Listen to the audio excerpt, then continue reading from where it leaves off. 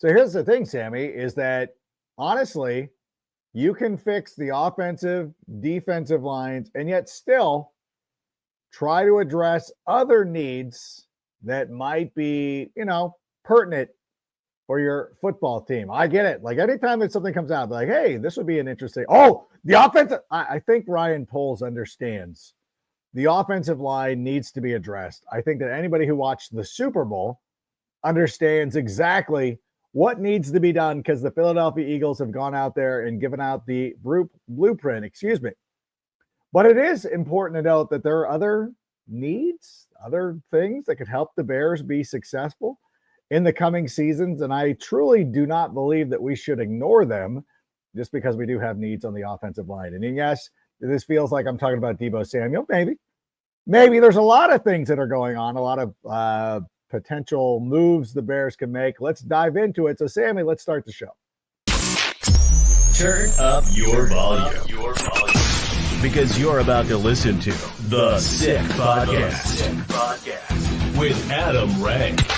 It's Hester trying to work it back to the middle. Gets past the first wave, and here he goes. It's Hester inside the 30. Hester's going to take it all the way for a touchdown. And no flag, 92 yards. The sickest Chicago Bears and fantasy football podcast. Sports entertainment like no other. It's gonna be sick. It's Wednesday night. You know what that means? It is time for Take It to the Rank. The off-season edition is upon us right now. Now that the Philadelphia Eagles have defeated the Kansas City Chiefs, it is time now to officially look forward to the 2025 season. And to do so, we bring on the co-host for this evening from CHGO. It appears he survived New Orleans. Let's please welcome Greg Braggs to the show. Greg, you made it. How are you? You barely survived, right? But we made it. It was a lot of fun down there, running around Radio Row 500 times. For all the good food that's down in New Orleans, I still managed to lose weight by the time I came back home. Interesting. All right. Well, that's good to hear. I did notice as well that every night at around 4 a.m. you were tweeting out something about something, and I got to meet Myles Teller. Why did you hang out with Myles Teller knowing that he's such a great friend of Aaron Rodgers? He's a vacation partner of Aaron Rodgers. Well, no friends are perfect. I have plenty of friends that probably fall under that description, but he couldn't have been nicer. We were hanging out at the casino, and I wouldn't say we were hanging out at the casino. He was at the casino. I was at the casino. So we were both separately hanging out at the casino and was talking with Chris Long. We were trading some old Kyle Long stories, and Chris could not have been nicer. And it was funny because I'm like standing in a circle with his crew, Chris Long's crew. And so there's all these guys like in Eagles gear. And like somebody like came over the circle and like took a picture. And like, of course, me being the narcissist that I am, I'm like, it looked like they were taking a picture of me because it wasn't like pointed at Chris Long or Jason Kelsey and Kylie who are at the blackjack table. Like it was like directed right at me. Well, I realized the person right to the left of me was Myles Teller, and I didn't know it for like 15 minutes while I was standing there talking to Chris. I didn't realize Myles Teller was standing to the left of me. So then I ended up, fanboying out with him. Obviously a big fan of the work he does. Whiplash is one of my favorite movies of all time. So he had to hear the whole fan spiel and why I love that movie so much.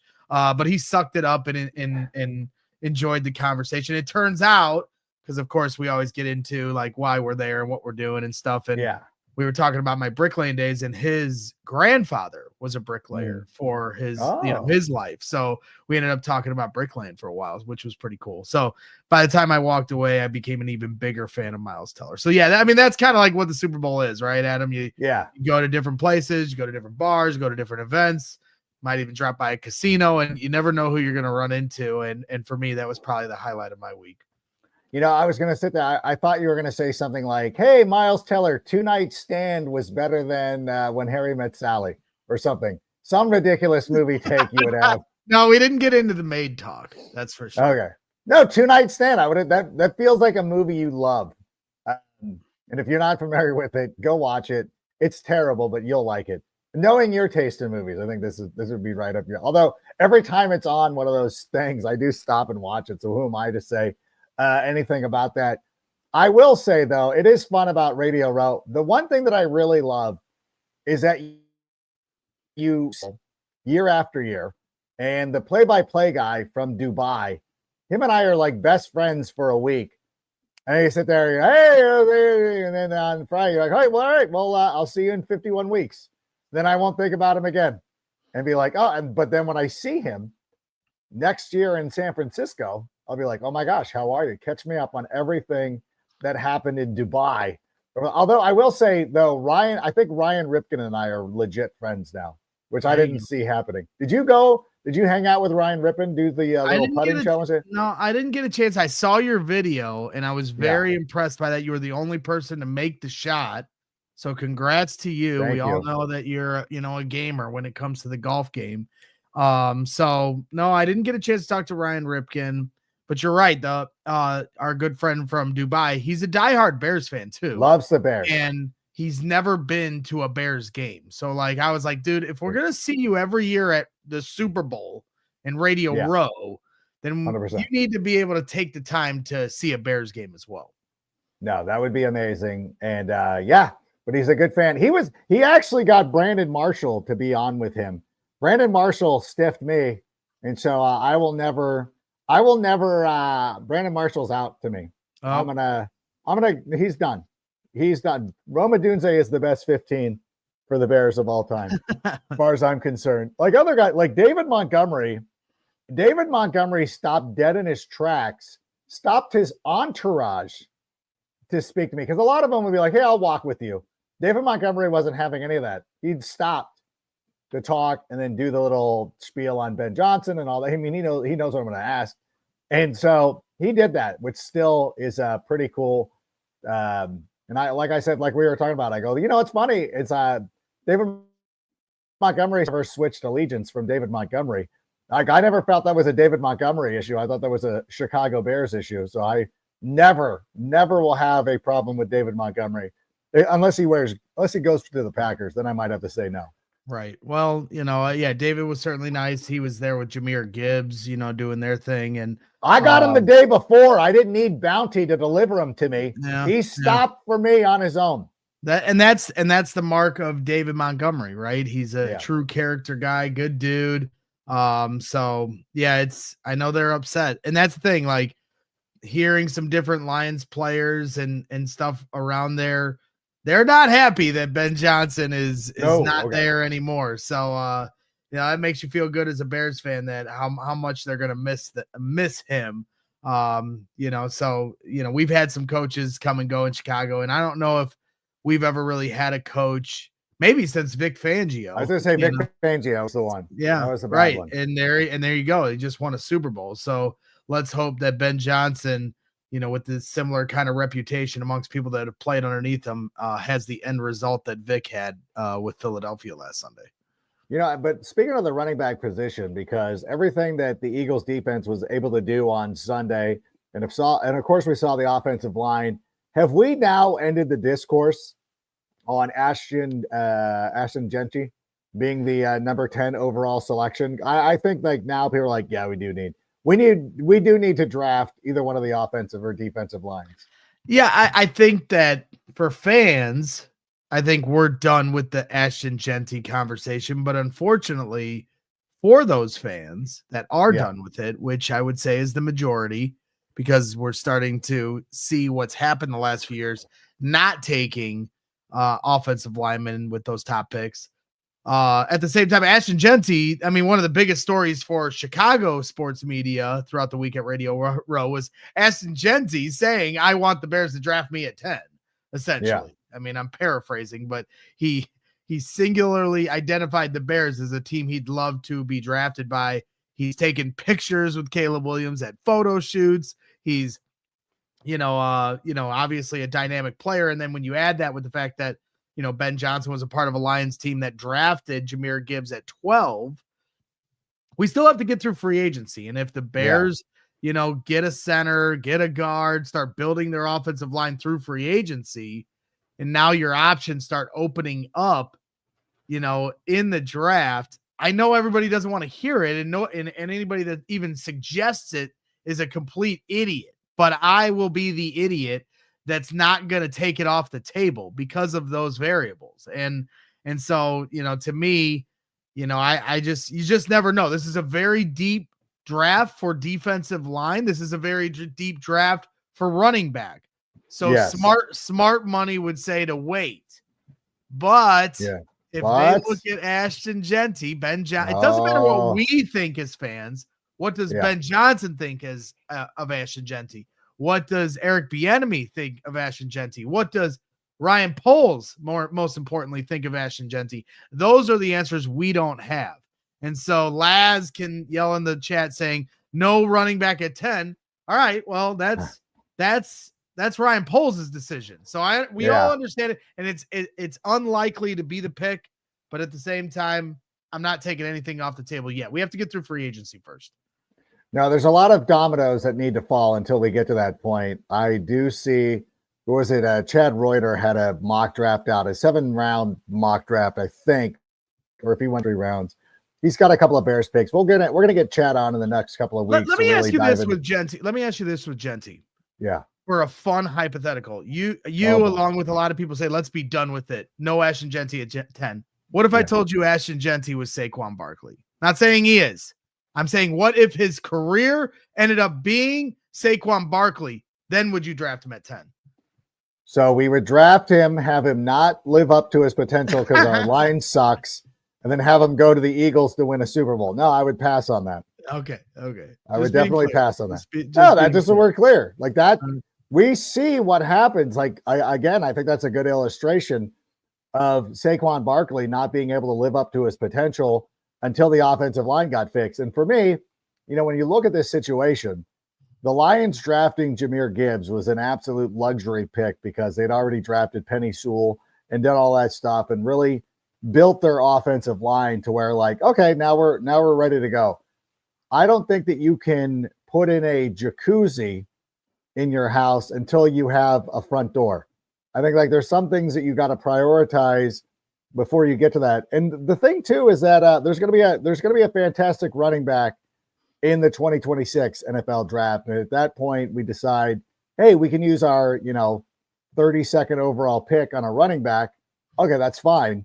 But until that moment, I think that we just need to, again, letting everything play out the way it is. There could be, some movement regardless of, or depending on who we signed on the offensive line. If we sign a center, maybe we sign 2 guards in a center. And then you'd be like, all right, well, maybe we do have some house money to play with. Even then, I think that defensive end, like we could sign 2 guards, a center,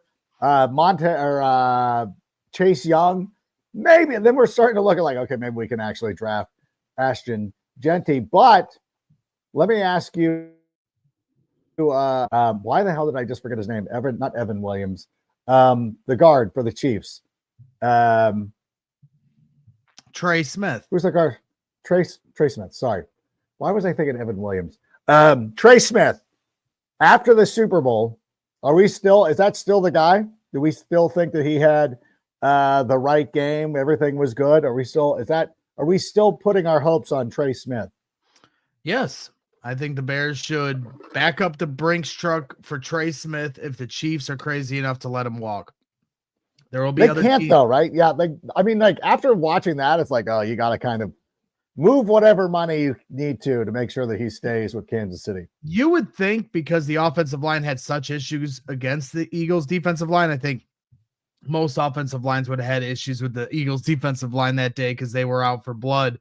But at the same time, when you talk about infrastructure in the Kansas City Chiefs, I think they're a little more pragmatic in their approach on who they're going to pay and who they're going to let walk. And when you look at the way they let Tyreek Hill go, who would have thought at the time, like, are you crazy? This is Patrick Mahomes' number 1 weapon. Well, they go on to win multiple Super Bowls without him. And so you drafted Trey Smith in the 6th round when you're the Kansas City Chiefs. So from what you've done in the past that you have the confidence you can do that again. Like other teams would be terrified to lose a guy like Trey Smith.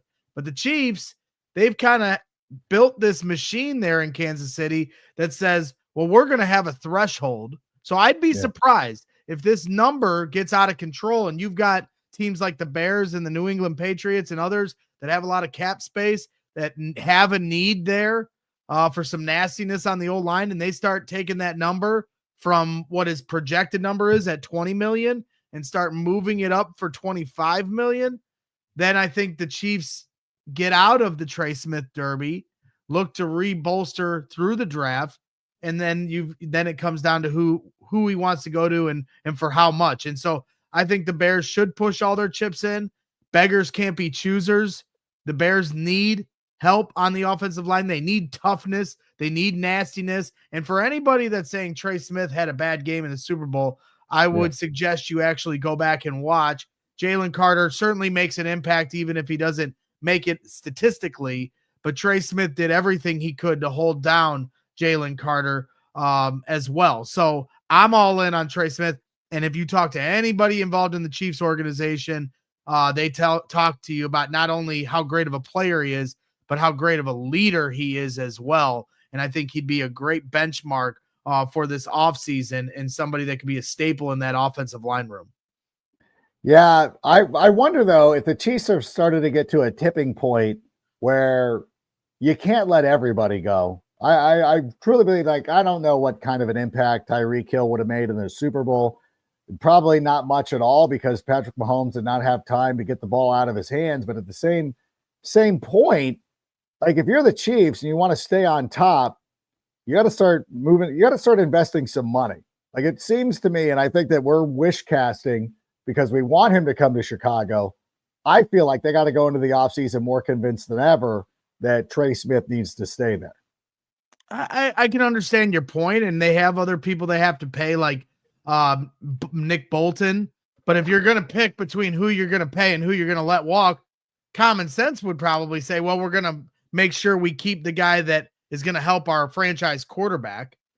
But at the same time, like, I think Patrick Mahomes is the type that lifts, all ships, on the tide, right? And I don't know if that's the right phrase, but that's how I said it. And so maybe they say, okay, we need to make sure we invest defensively. And are you going to laugh at the way I phrased that because it wasn't right? He's the ship that raises all tides. That was a good way to put that. Is that how I said it? Is that how I said it? I think so. I said it. I think I half said it right. Thank you very much. But all I'm saying is, I don't know. I'll just be interested to see it play out.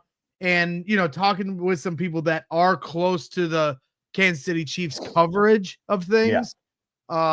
There were some that didn't, that they said, no, there's going to be a hard line number. And if it starts to get out of control, they're going to let everybody else kind of go at it. And then they'll move on to, drafting and reloading as they've done with other positions. So I think you're right. I think there's some of us like it's, that's what we're hoping. I'm not going to, as a Bears fan, I certainly hope he becomes available. But at the same time, I do think it's a realistic possibility. Yeah, I wonder if they tag him or so. If they have the ability to tag him or something like that, or anything of that nature. It's interesting because I think of like McGlinchey a couple of years ago when he was available in free agency, and Denver throws all the money at him, and everybody's like, well, he's not worth it or whatever. Like, nope, these guys, somebody's going to pay the money. And it's probably going to be, if it's not Chicago, it's going to be somebody. It could be too much for the Kansas City Chiefs, but you know what? That'll be something that we sit there and speculate on. It's kind of like speculating on sports cards. And speaking of which, at Windy City Sports Cards, they specialize in all things Chicago sports. Whether you are a fan of the Bears, Bulls, Cubs, White Sox, Blackhawks, Sky, Fire, or any of those teams, got you covered with an extensive selection of sports memorabilia and collectibles. And in addition to their Chicago focus items, they've got a wide variety of options of teams and individuals outside of our Chicago sports. So let's say that you're a fan of Freddie Freeman and you want to go out there and get some veneers signed by Freddie Freeman. I don't know if Mike can do that for you, but still, if you want a Freddie Freeman signed card or something, check out Windy City Sports Cards, or again, one of the great Chicago teams and all that good stuff. And our good friends at Windy City Sports, good, nice merch now too. This hat's been coming in clutch, but although I don't know if I said this on the show, but it's 10 degrees and raining out here in California right now. I guess 50 degrees to you Americans.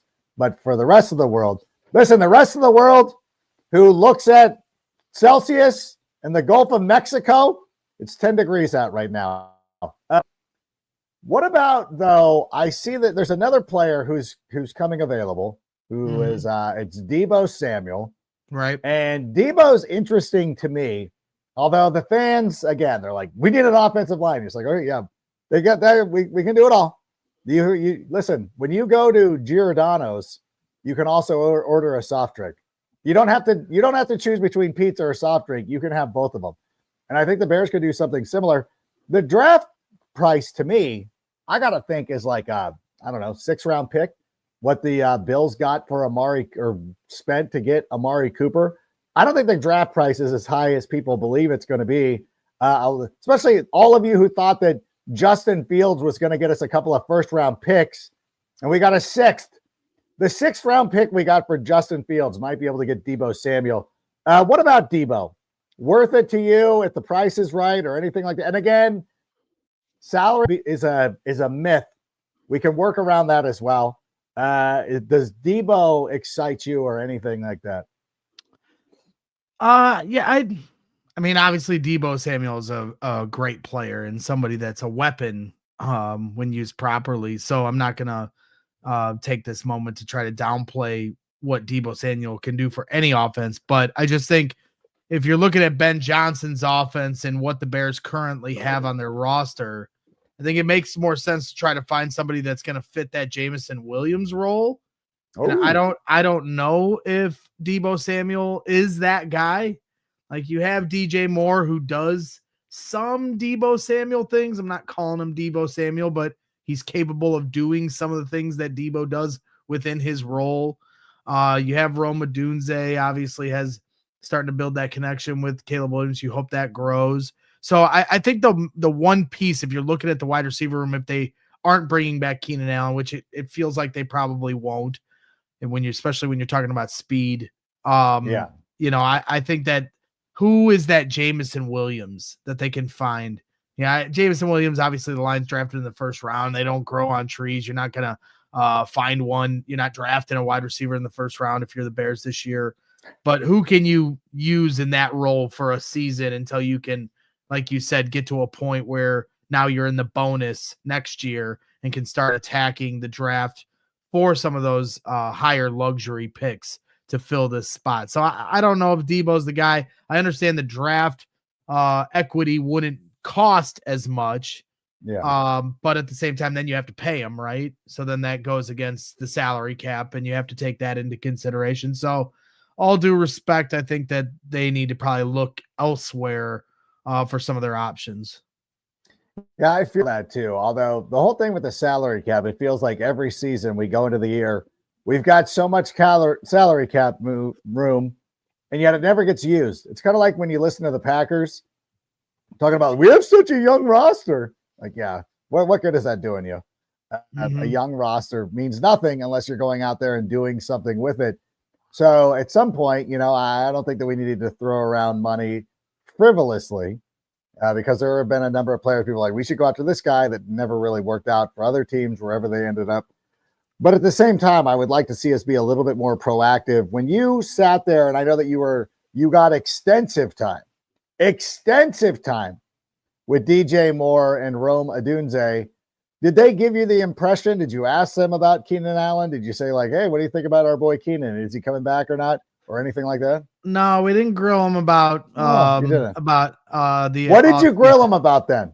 About their facial expressions? Yeah, well, DJ brought that up on his own accord. Thank you very much. We talked a little bit about that at the back end, but I didn't grill him about Keenan Allen and Ryan Pohl's decision for him.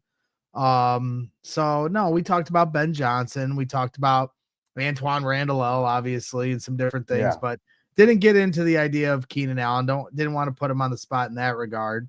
But yeah, it'll be interesting to see. And to your point of, exhausting all your resources, last year when there was the potential that the Bears might trade for a defensive end right before the season, and you had a lot of fans saying, this isn't a win now year. You got to wait until next year.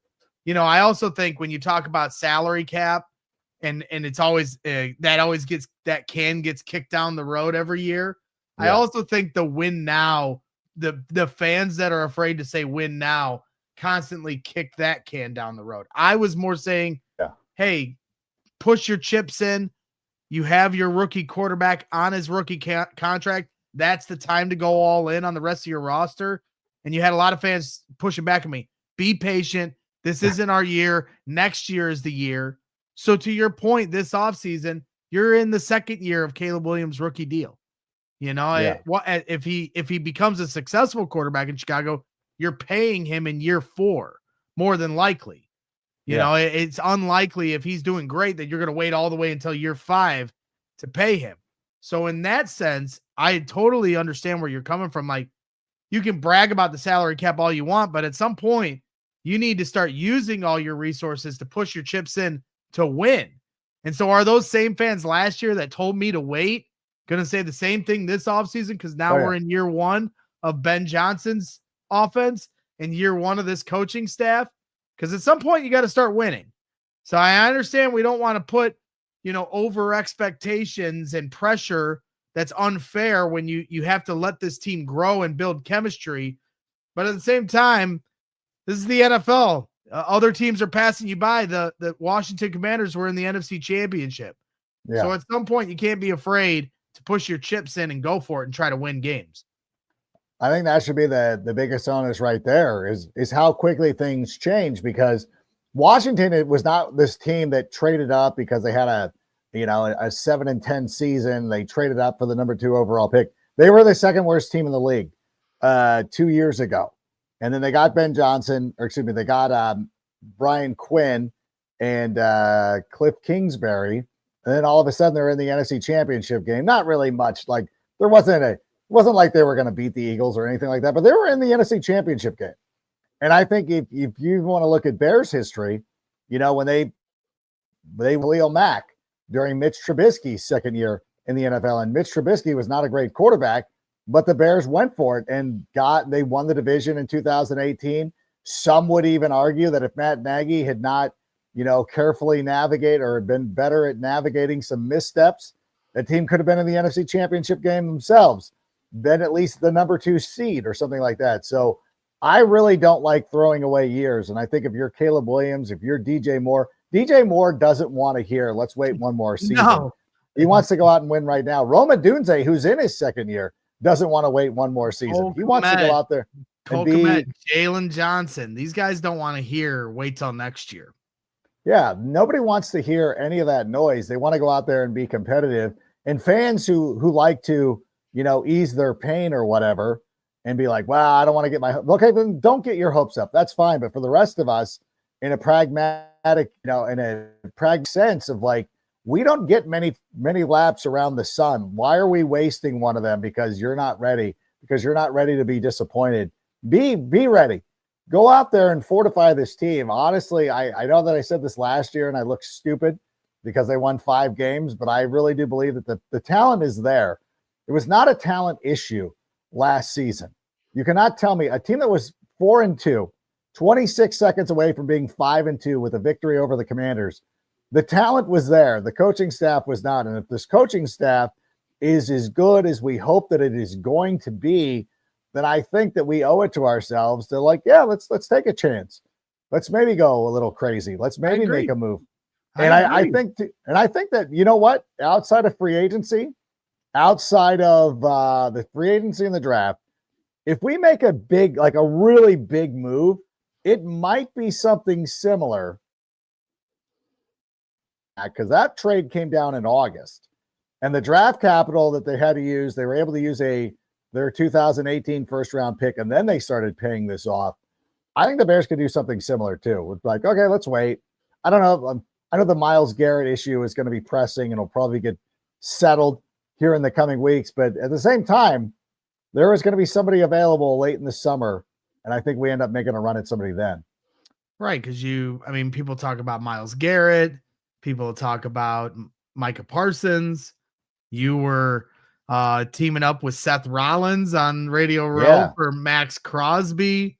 Some of these might be, wishful thinking, swings of the bat, but at the same time, Myles Garrett, requested a trade. So, Yeah. he's somebody that is available, but you're going to have to pay a pretty hefty price tag for. So, if the Bears want to push all their chips in the way they did once upon a time with Khalil Mack, there are some options there potentially that are available to them. Yeah, it's funny too, because Myles Garrett came by our table, and I was going to do the same thing like I did with Zach Martin when I was walking around with Zach Martin. For those of you that missed it, you can see it on my Instagram. I'm like, hey, Zach Martin, how do you feel about Chicago? And he's like, as a city? I'm like, well, as a place to work. And he just started laughing. Hey, what do you think about pizza? And how do you take your hot dog? Stuff like that. I was going to do that with Myles Garrett, but we had Lorenzo Neal, who's a friend of mine who I probably could have blown off. I think he would have he's in the media too. So I think he's like, hold on, Lo. I just got to ask Myles Garrett what he thinks about Chicago. But didn't get that because that would have been fun. Probably would have gotten the same thing. Like, I don't know, it's out of my hands, but still, it's always fun to speculate. I still think that something could be happening. What would you think though? I know that Chase Young gets talked about, and there's a connection there with Dennis Allen. Obviously, he played with Montez Sweat. Do you like Chase? I don't know. I know a lot of people have put that out there. I've seen it a lot, picking up steam, and I'm like, I don't know. I don't know that he's really lived up to his expectations so far. The Dennis Allen connection, it makes it a little interesting, I guess. But Ryan Poles had an opportunity to get Chase Young. And they traded for Montez Sweat, right? And so they got the long-term deal done with Montez Sweat. I think Chase Young wanted to test the free agent market. Right. So would you say that's worked out for him since then? That did not. Right. So, I guess maybe that means the price has gone down. Yeah. Yesterday's prices and today's price, let those guys team back up from their days in Washington. But I don't think so. If I'm looking at, players potentially, Josh Sweat, obviously, and his impact in the Super Bowl, he's going to come with a big price tag. But man, when a guy makes plays like that on the biggest stage against one of the greatest teams in NFL history, come on, like that's what we're looking for. We're looking for guys that are game wreckers. I don't know Chase Young, I think, certainly had that reputation early on when he came out into the league. But right now, I don't know if you could define him as a game wrecker. I'm looking for game wreckers in free agency and in the draft. And Josh Sweat is certainly somebody I'm looking at guys that like Mason Graham in the draft from Michigan. Those are the guys I'm looking at because I see what the Eagles did in the Super Bowl. And as much as we definitely need offensive line help, defensive line won the Super Bowl on Sunday. Yeah. You know what? Yeah, that's the thing. I really honestly believe that we're going to I think we're going to use our free agent capital on defensive players. I think that's where they're going to go all in. And I think we're going to draft offensive linemen because it's been something that they've done. If you think about, obviously we have drafted some defensive tackles and everything like that. But in the second round, I think that our first round guys, we've got Darnell. Our first round guys have been offensive, whether it's Darnell Wright, Rome Odunze, obviously Caleb Williams. Our defensive guys have been second round guys. The secondary with Gordon and Brisker, obviously with the guys that we drafted, the defensive tackles we drafted a couple of years ago. So I think that we spend our free agent dough on some of these defensive guys. I do not personally, I don't want Chase Young because I think he's like a lot of the Ohio State defensive players who are like, they're always lauded. Like who is really, I'm sure I'm missing one and somebody will think of one immediately and I'll be like, oh yeah, I forgot about him. But like Montez Sweat never really lived up to what he was going to do. I would even say, I know that the Bosa brothers have been good when they're healthy, but they're not always healthy. And it's not like the 49ers have ever won a Super Bowl with one. So it's like, I think the Bosa brothers have kind of underperformed as well. I'm sure I'm missing somebody, but I don't know. I don't want to be this person too. I always hate that, especially because it was always like USC wide receivers. Like, Right. oh, I used to work with a guy. Well, I mean, like, so you're asking what pass rusher was highly touted that didn't live up to his expectation? I guess Ohio State, like all of them. Oh, you're saying for just Ohio State? Yeah. Okay. I'm saying the Ohio State guys tend to not pan out. You just like picking on Ohio State. This is really like a do. thing with you. You like picking on it's a Ohio thing. State. It's a new thing. I won't tell you who got me started on that, but it's one of my colleagues at the NFL Network. And I'm like, oh my God, I never really thought of that. Like, yeah, Ohio State, even like, listen, like even, I don't know. CJ Stroud disappointed this year. So I don't know. Maybe there is something about it. I still, you know what it is? I also still can't believe that Ohio State's the national champion. This is why the college football playoff is stupid, because you get like some team it's like college basketball now. You're like, oh, how did that team win? Like, what you is know it? Who's from Ohio State here? So I'm going to defend just a small percentage of Ohio State. Okay, who's that? This is a throwback. Doug Plank. Okay, right. Doug Plank is fair. my good friend, and he is the the 4-6. Number 46. Come on now. He was the 46 of the 46 defense. That was the last one. AJ Hawk was okay. AJ Hawk was fine, even though he played for the Packers. Yeah. AJ Hawk's good. Chris Carter. Yeah, Chris Carter was dope. All right. Chris Carter was dope. David Boston, amazing. Joe Germain, Stanley Jackson. But you could talk about this when you come to Palace Hall for training camp. JT Barrett is the new quarterbacks coach. So maybe you can dive deep with him about, Ohio State. I love JT Barrett. Listen, I love him as a coach, but it's like, how did it go in the league? Yeah. How did it go in the league? I don't know. You can pick on this. This is what people tell me is that, and I still can't believe, like, again, the only college game that I watched leading up to the playoffs was Ohio State, Michigan. And I just saw Ryan Day standing there dumbfounded while police officers were macing Michigan players. The only time somebody from Ohio State actually stepped up to a Michigan player that day was when the police officers were macing them. And Ryan Day like, what's going on over there? Like, how is that guy the coach of a national champ? How is it possible that guy is the coach of like Nick Saban is a coach? Like, yeah, Nick Saban gets things done. Bob Stoops, maybe. I don't know. Ryan Day. Interesting. I got to have Bear Down Cuz on.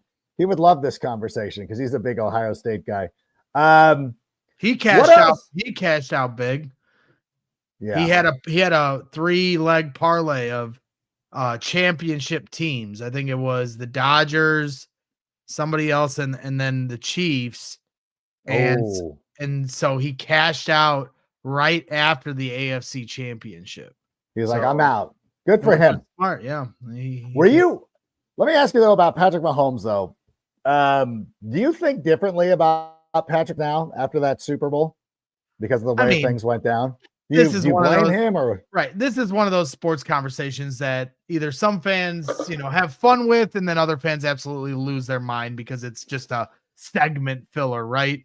But we're from Chicago, and I don't know if you see over my shoulder here, but that's Michael Jeffrey Jordan, who is the GOAT of GOATs, 6-0, flawless victories in the NBA championships, and we obviously have had our many Jordan versus LeBron arguments with kids that never watched Michael Jordan play. So I will indulge you in your GOAT debate, because does it change perception wise of who Patrick Mahomes is to the league? No, he's the best quarterback in the league currently. He's one of the greatest quarterbacks of all time. He's put himself in a conversation with guys like Tom Brady and Joe Montana. But now that you're there, now that's where it's an unfair argument, because you have to pick nits between greats. And just because you're picking one versus the other doesn't mean you have to denigrate the other guy. But as you start to make the arguments, it sounds like you're hating.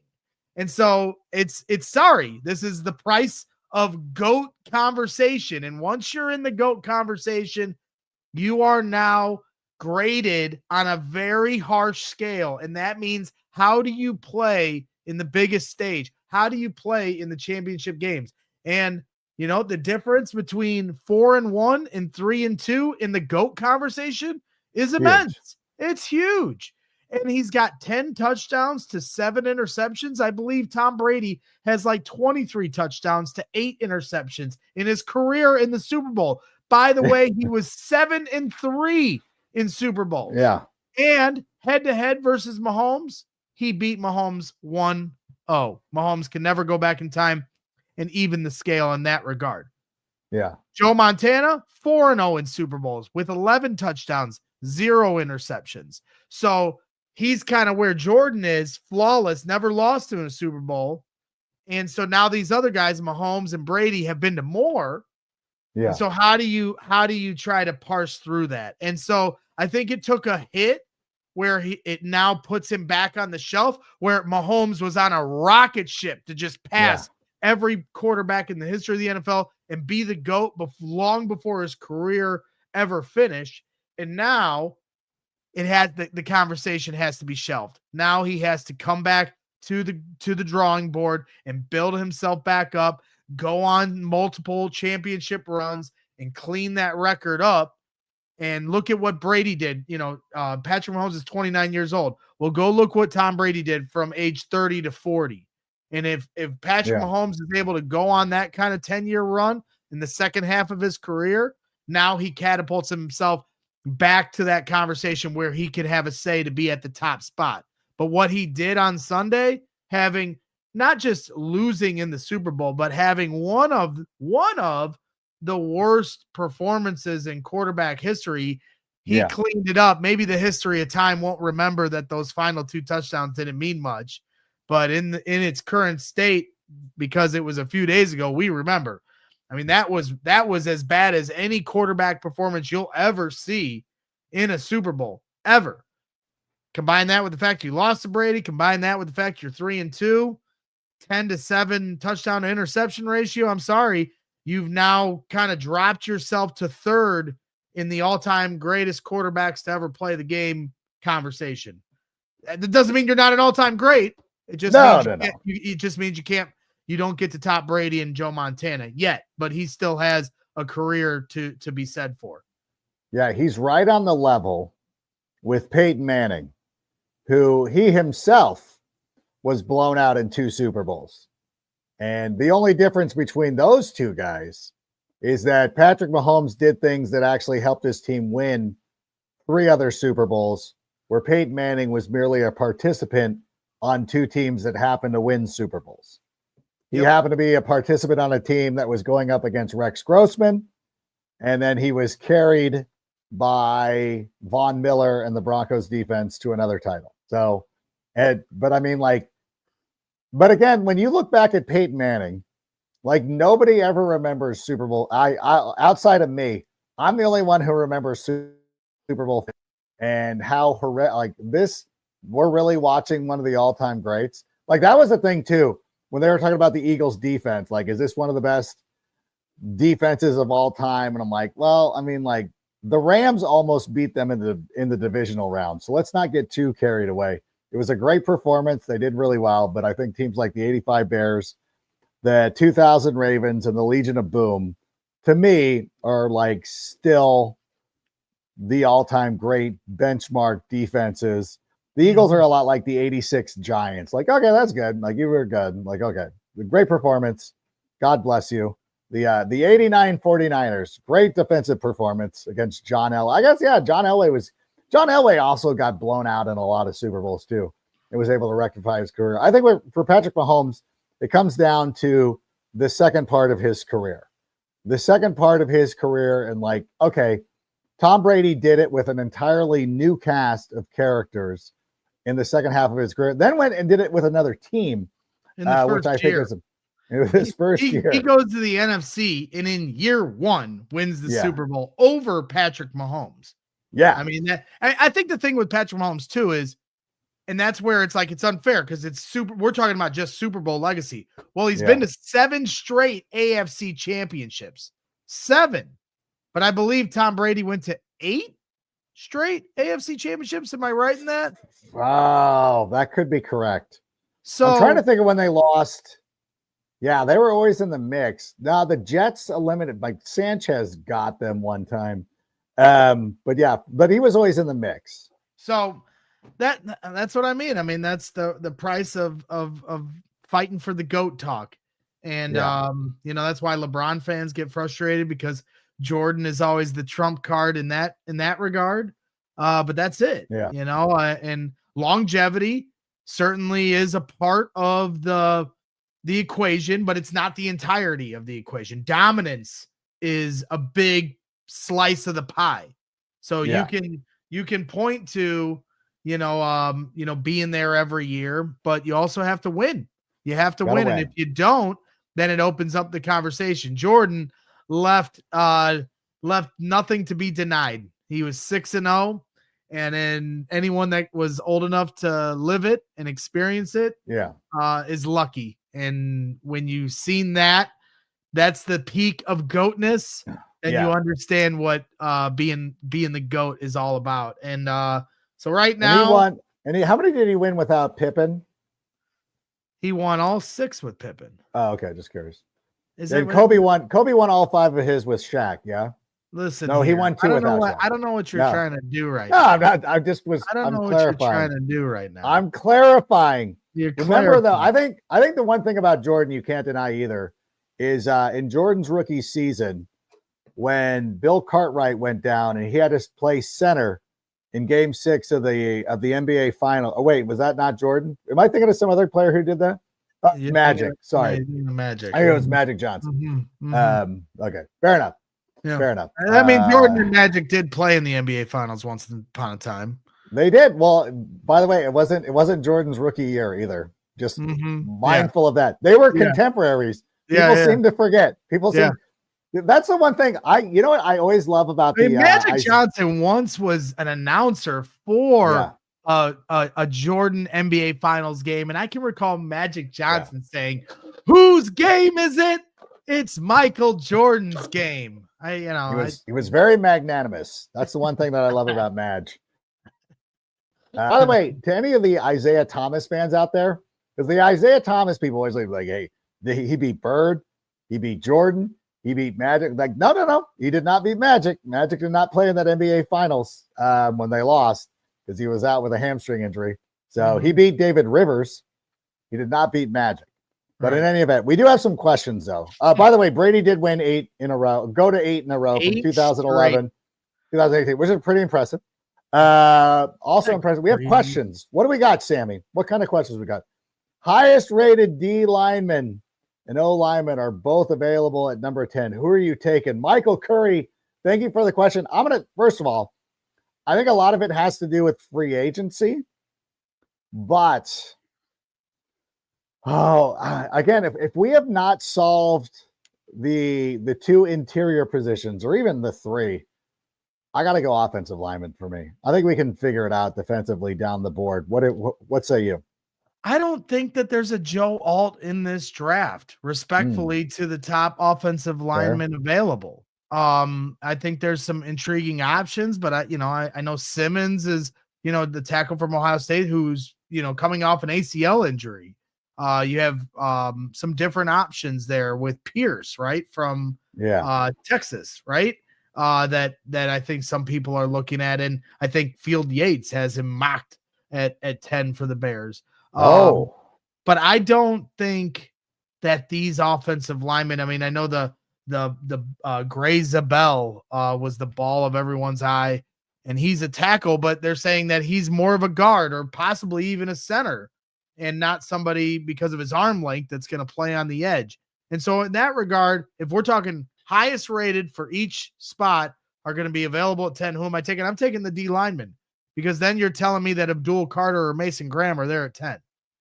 And to me, they are more blue chip than the offensive linemen that are top rated, because I don't think that the top offensive linemen this year meet the level of standard that Joe Alt met last year. Yeah, you'd be talking about Abdul Carter being available at number 10, which I feel is a little unrealistic It's not going to happen at this point. Even Mason Graham, I don't even know if he's going to be available. If we're talking about Will Campbell, now Chad Ryder has Will Campbell going to the Bears at number 10.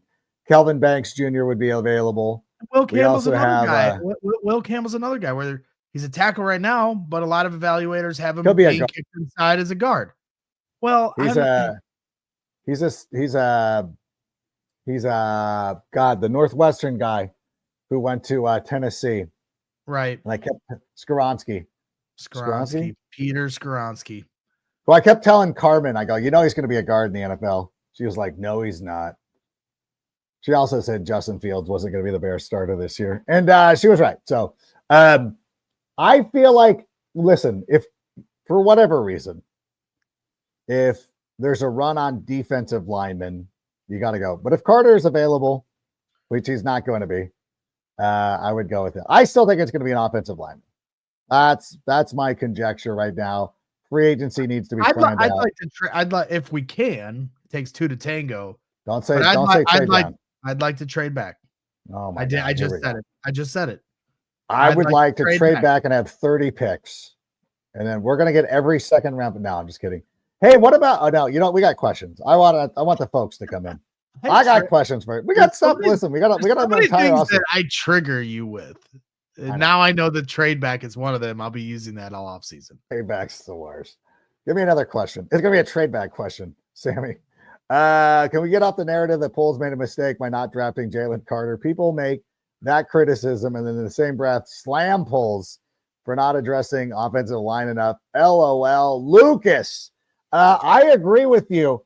And as a matter of fact, I think that everything about the Jalen Carter draft process right now illuminates that Ryan Poles knew that Eberflus was in over his head because he's like, I can't bring in Jalen Carter into a locker room that's being run by Matt Eberflus because we won't be able to get the most out of him.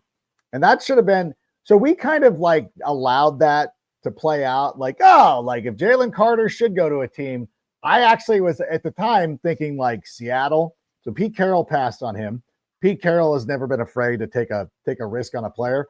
Dan Campbell didn't draft him. They also went after Jahmyr Gibbs and the linebacker. And so they, that's fine. But we kind of let that slide. Like the Bears were like, yeah, we can't handle him in this locker room. Like, it'll be bad enough with Tyreek Stevenson. We can't handle Jalen Carter. I think that should have been the biggest red flag for us. So that part of the narrative, I think should live. But the whole thing of like, yeah. But at the same time, we wouldn't have got the most out of Jalen Carter like the Eagles have.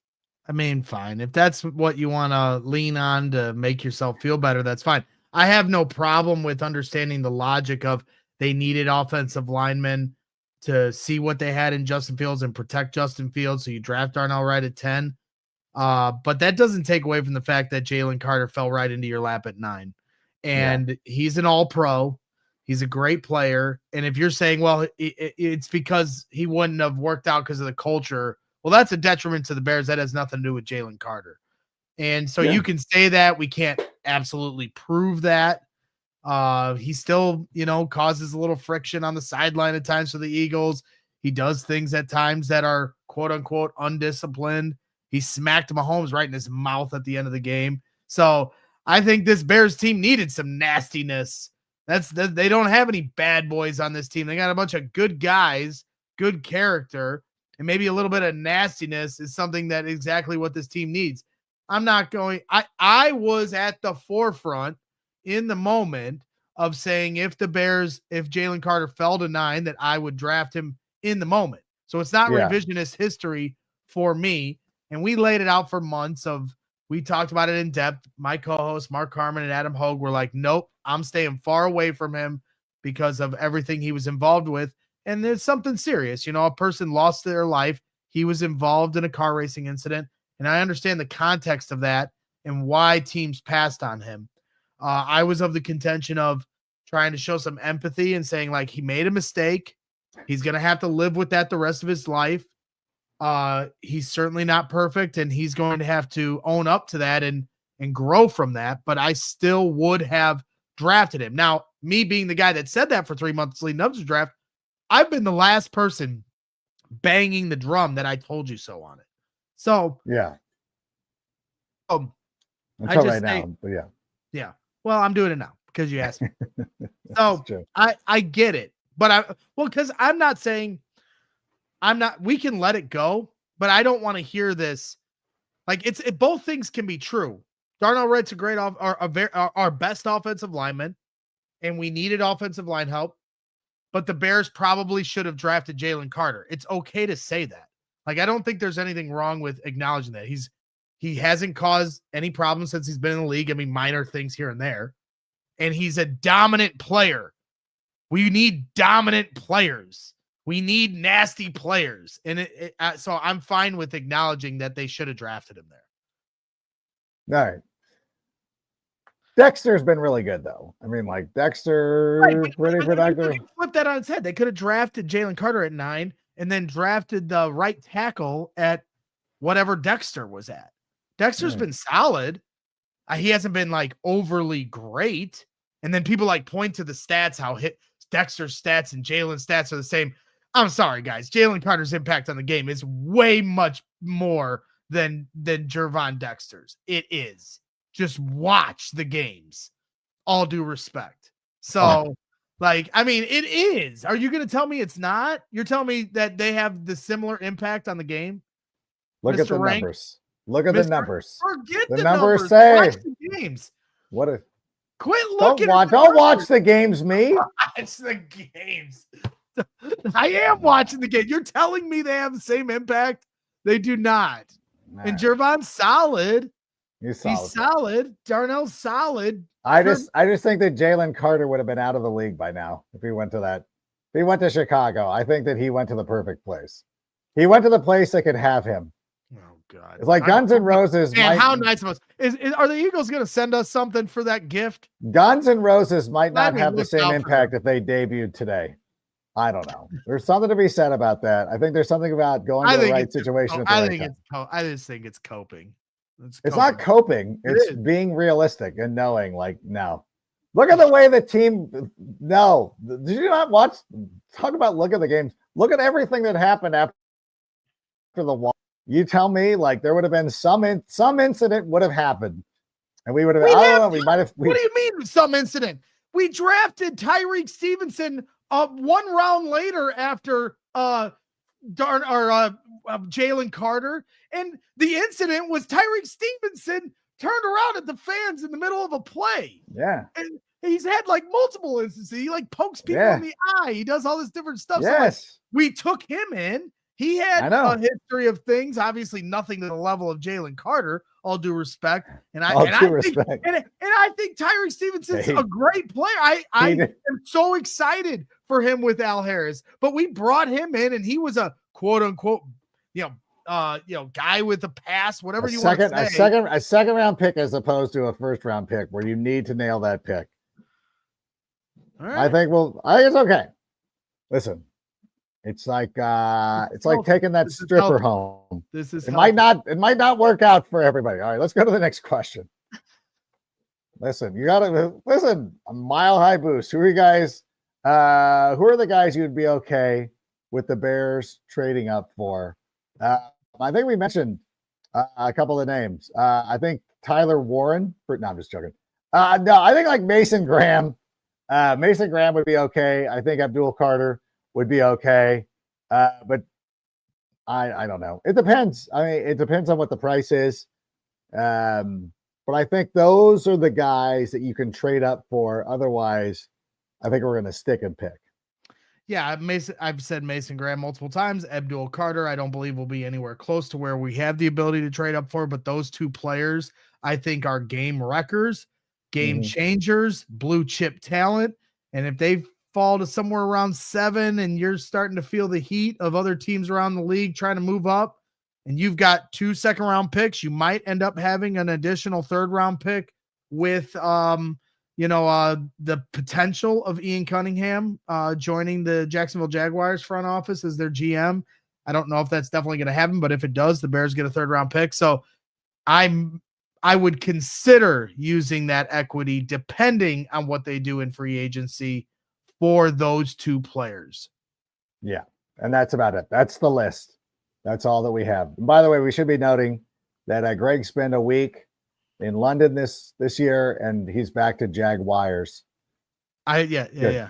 Good job. It's always Jaguars. Jaguars. I say Jaguars. Jaguars. That's so stupid. It's Jaguars. Hello? Are you kidding me? It's Jaguars. Jaguars and Oregon. Everybody says Oregon. It's Oregon. Oh my gosh. No, nobody says that. How about another question? Oh, Lucas. Hey guys, I keep saying these scenarios where who knows? Where the Bears take Jeanty at 10. Do you guys think he'll be there? I do not. If he is, sell the pick to the highest bidder. You know what? As a matter of fact, Chad Ryder had him going 6th. Maybe so. I've actually seen him going 6 or 7. That'd be great. I think there's a real good chance that he's gone before the Bears even get to pick him at number 10. That would be great because then it would bump these other guys down to 10 because this isn't a quarterback heavy draft. Like last year, you had all these quarterbacks go in the top 10, and the Bears with 5 wins are picking 10th. That rarely happens. Typically, you have 5 wins on a season, you're a top 5 pick. They're 10th. So, and not only that, you combine that with the fact that there aren't many quarterbacks like there were last year or most years. And so like all these, position players so I would love Ashton Jeanty to go before 10 to bump the rest of these guys down.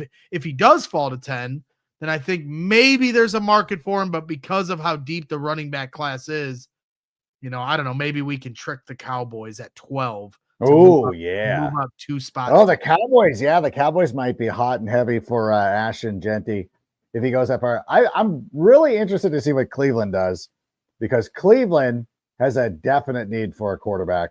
Are they going to do it this year? I don't know. Could they end up with Travis Hunter? Yes. Or, I don't know. It would be weird to see Shedeur Sanders playing in Cleveland. Like, I just couldn't see it. Like, Shedeur going to the Giants, that makes some sense.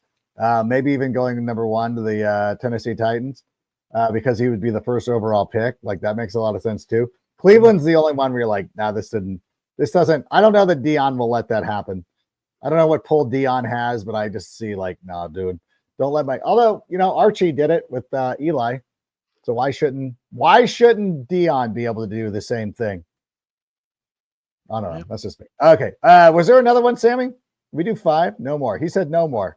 Okay. Sorry. I thought it was 5, but you're good. All right. Listen, they don't want to hear us arguing anymore. We've been arguing. We're not arguing. I'm not even arguing. We've been arguing a lot this show. Then you tried to slide in Kobe over Jordan. I did not even say that at all. I did not even say that.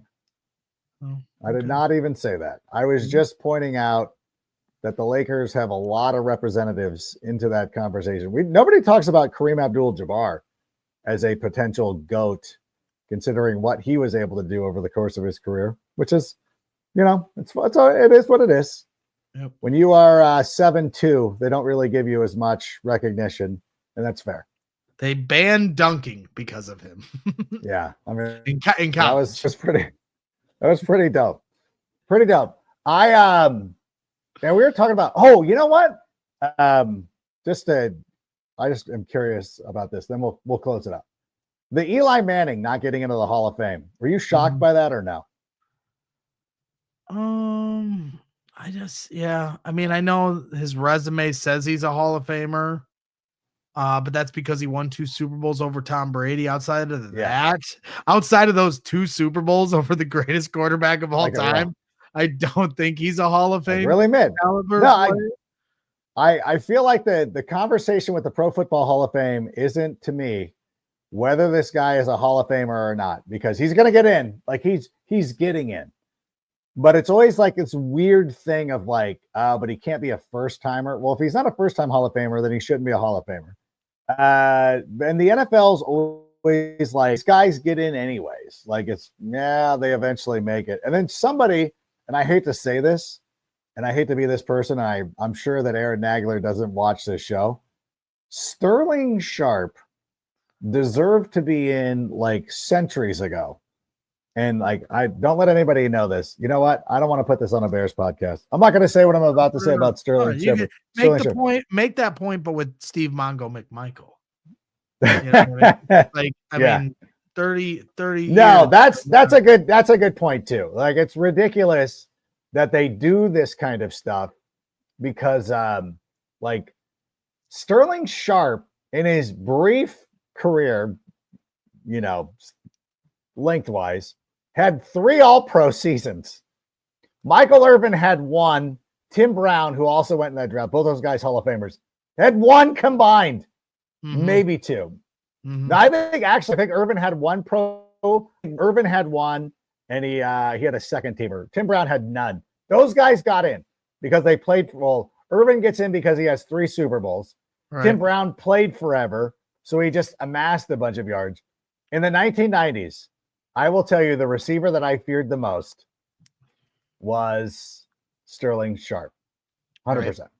Steve Mongo McMichael was a dominant force, but we can't let too many Bears in. Like, you can. He deserves it. Mongo McMichael deserved it, and it's long, and I really don't like that some of these players have to wait forever. And even the thing with, like, Luke Kuechly, like, God, like, Luke Kuechly, and everybody was like, well, Patrick Willis had to wait. Like, I was upset that Patrick Willis had to wait. Right. Patrick Willis should have been a first ballot Hall of Famer, as should Luke Kuechly. So I say both of those guys should go in. And Jared Allen, I'm happy he's in because, number 1, he's a Bear. And number 2, he's not a Bear. He is not a Bear. He's as much a Bear as Julius Peppers, and we celebrated Julius Peppers. Not true. Same thing. Same thing. What are you doing today? No. What are you doing? Julius Peppers is way more a Bear than Jared Allen. We can literally stricken Jared Allen's tenure from the record book with Chicago. Not Julius Peppers. I actually forgot that he played for the Vikings. I was like, oh my God, yeah, he was also a Viking. I always thought of him as a Panther. No. You know what, though? I'm so happy that it's joking. I'm so happy Jared Allen's in the Hall of Fame because then we get to replay the Dan Orlovsky running out of the back of the end zone. Yeah. Because Jared Allen's the guy chasing him and pointing and laughing. He should have been a first ballot Hall of Famer for that reason alone. Seems like Dan Orlovsky might be a free agent. We might have to pick him up for, the sick podcast here. No, we're good. We're okay. Hey, I like Dan. We got it. Nice. Sure. You go. I used to like him. You used to like him. Man, you are feisty today.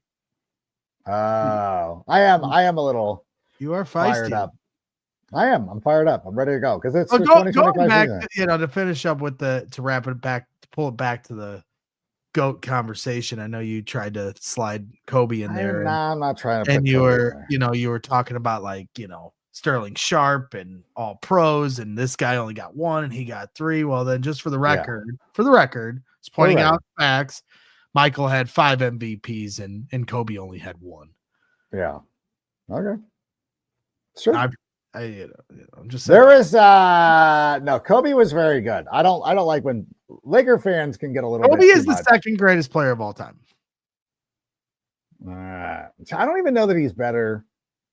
I don't know. I feel like Magic Johnson. I feel like Magic Johnson really doesn't get his place in history, which I feel is unfortunate. And I love Kobe. Kobe was actually more my guy than anybody. I love Kobe. That's tough.